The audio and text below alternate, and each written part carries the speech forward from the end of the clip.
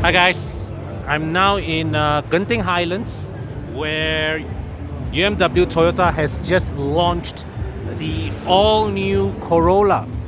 That's right, so after 3 model generations of calling it the Altis, Toyota has gone back to basics and calling it just the Corolla, which to me has a stronger resonance because I once upon a time grew up with a KE70 in my house during my childhood.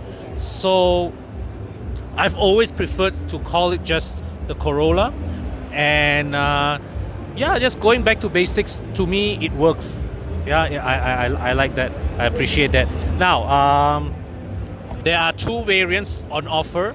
Okay, both powered by the proven 1.8 liter engine that has been carried over from the predecessor, so the engine really needs no introduction. There's the 1.8e base model priced at 128,000 ringgit, or the 1.8G model that we are seeing here priced at 136,000 ringgit. So you're going to say this is not cheap, okay? This is 1.8 liter NA, but at the price of the Civic 1.5 Turbo.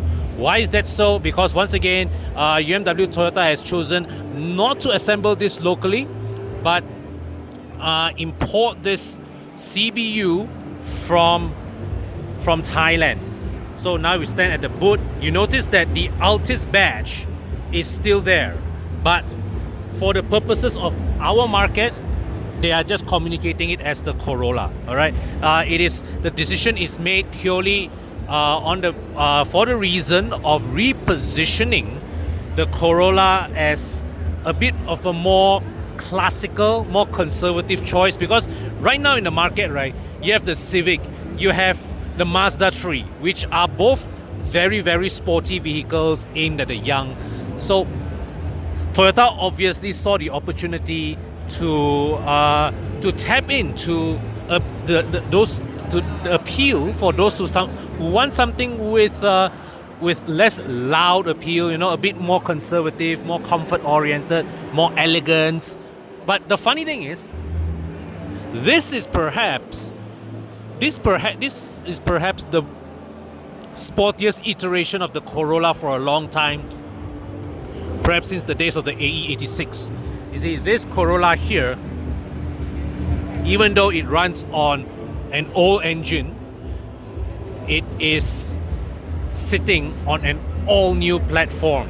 The TNGA platform that we have seen in the CHR and in the Camry now underpins the Corolla. And the most important, for us enthusiasts, the most important element of the TNGA platform is inside there, the rear double wishbone suspension. So yeah, after 3 generations of torsion beams, Toyota has not only put independent rear suspension back into the Corolla, they are giving you double wishbones. And thus far, my experience driving Toyota cars in the new TNGA platform, they never disappoint where handling is concerned. The Camry, the CHR handling is fantastic, but because the chassis is so good, in those cars they also happen to expose the shortcomings of the powertrain. So that is something that I fear may or may not be the case with this Corolla, because it's still running the old engine. So what you have is a fantastic handling car that, when you push it hard around corners, then you will find the engine may struggle to generate the requisite pace to really be conducive for exuberant driving. But personally, I would think that for town driving, for day-to-day usage, for even as an all-round vehicle, right, for your single-use vehicle, I think this car will do admirably, because 1.8 liter NA engines, yeah, not very fast, yes, but still thereabouts good enough for segment standards. I mean, the Honda Civic still has a 1.8 liter engine as a base model. So, and when I tested that, it certainly didn't feel slow at all. So this Corolla it wouldn't be it's not the it won't outrun a Civic Turbo, but certainly it won't leave you in a lurch anywhere. Okay, so specs wise it's competitive. The 1.8G model here gets, see this, okay, it gets advanced driver assist features. Okay, so you have adaptive cruise control. You even get lane keep assist. Oops, sorry guys. You get lane keep assist. You get auto braking, blind spot warning, pre-collision warning, the like. Okay. So external differentiation between the G spec and the E spec. G spec here has 17-inch alloy wheels.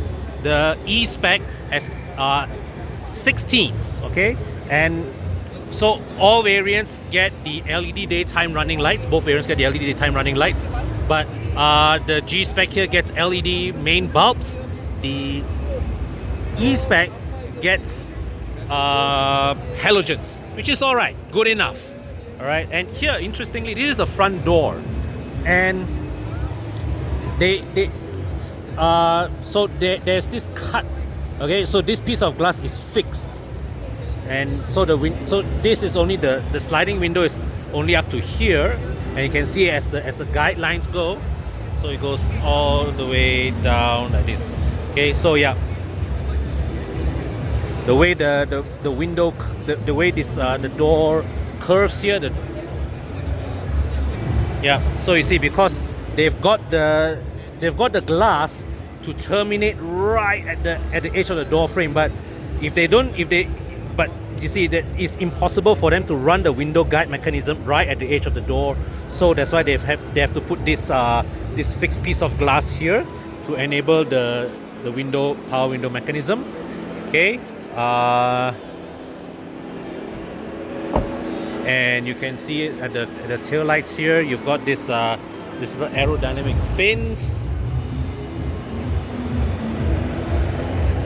So LED tail lights are standard, and we come to the side mirrors. So as standard, the side mirrors come with integrated signal lamps and auto folding. But for the 1.8G, they have also included what they call reverse link. Basically, what it means is when you put into reverse gear, the passenger side mirror will tilt down a bit to show you the side of the car. This is something that we have seen in German cars for quite some time. Even my E39 has it, and apparently, according to some of my friends, even the old E34 has it. So, but still, it's a useful feature to have. Can't complain about it when you are in a tight space. Okay, but appearance-wise, really very little else that separates the 1.8G from the 1.8E. Really, the biggest differentiation are the headlights, the advanced safety features, the wheel size. So now we explore the interior. Beng, can you do me a favor? Yes. Can you hold this while I sit inside? Can. Thank you. Okay, so step inside here. Wow. So fantastic tire support. The seat angle, cushion angle is great. Okay, leg room is good. Okay, and got an armrest here. Wow, headroom is a bit tight though. So clearly this car is not pinched for space, despite not having a supposedly space-saving torsion beam suspension. Rear double wishbones, but still feels spacious in here. Thank you, Beng. Welcome. Okay, thank you.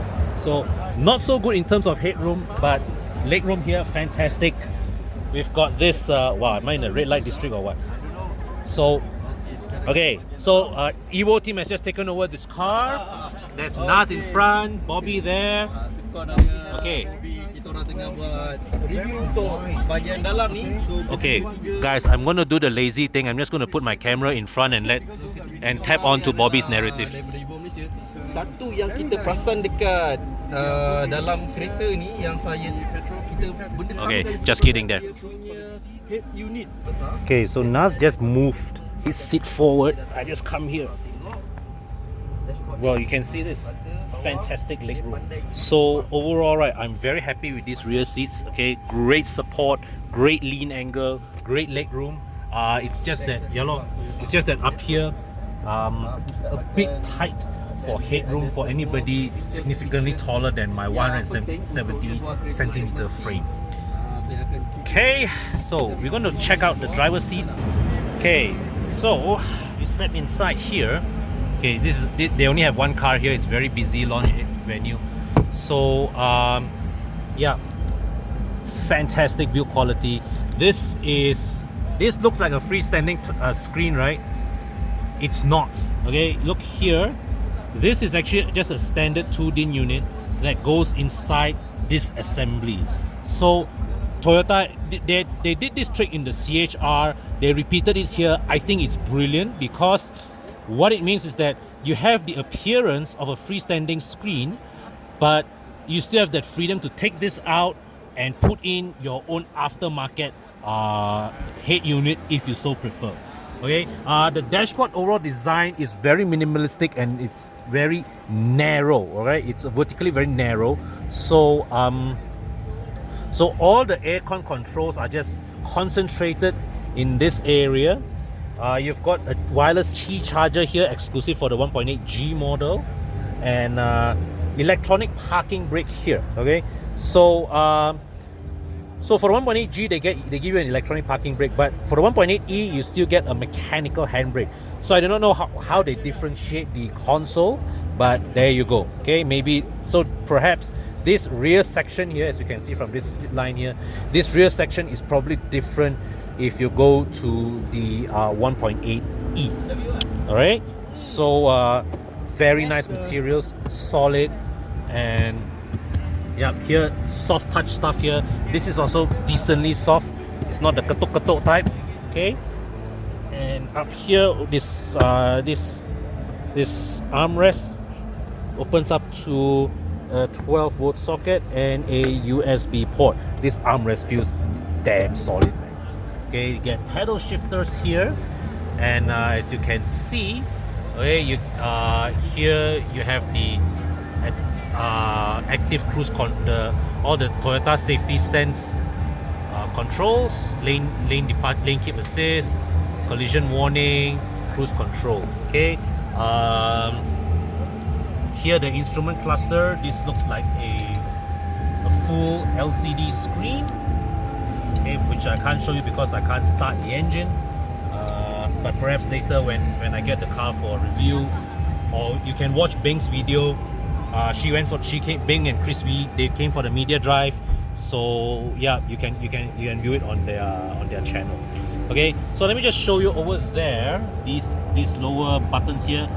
You've got tire pressure monitor. You've got PVM. PVM is the 360-degree camera that is exclusive for standard in the 1.8G, but available as a cost option with the 1.8E.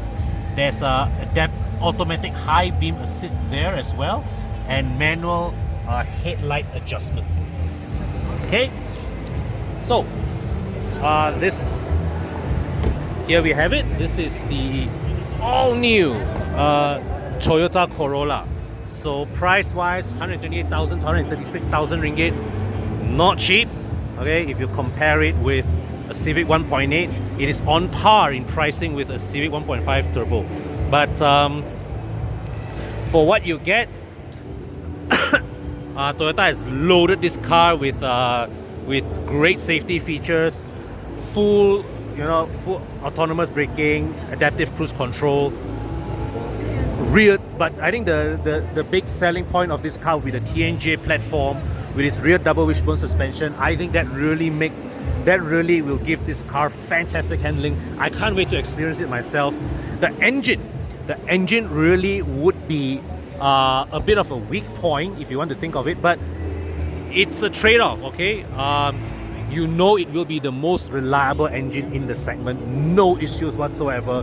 Performance at the end of the day is still adequate, and this is an engine that will still give you decent fuel economy. It's just that if you drive this back to back with a Mazda Skyactiv, the Honda Civic Turbo, or even any Volkswagen TSI cars, then you will feel that this engine will perhaps start to feel its age, but definitely it is what I always like to call a cukup makan engine, in a sense that it's not slow. You can coax a decent turn of pace out of it, but yeah, just really not. It doesn't match the latest segment standards in terms of outright refinement. Yeah, that's about it. But overall, I am really looking forward for a chance to drive this car.